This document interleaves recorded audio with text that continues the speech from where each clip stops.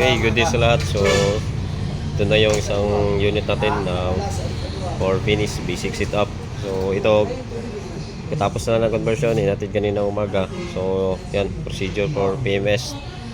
So,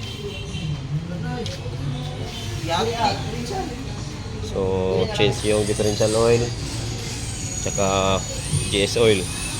So, coolant. Yan, naka-coolant na. So,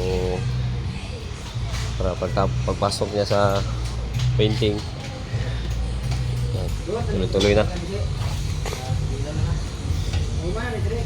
Yan. So, yung unit natin is captain seat. Ay, sorry. Yan, captain seat. So, napakadumi talaga pag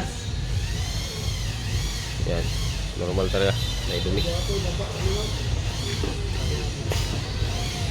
So, nalinisan na to ng injector cleaning, throttle body, GS oil, differential oil, transmission oil. So, yan yung mga ginagawa. So, PMS.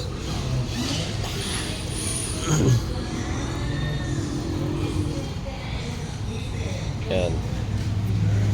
So, yung isang assist natin, so, release na yan. Katapos na din na ng PMS. Na-prepare na yan ng PMS.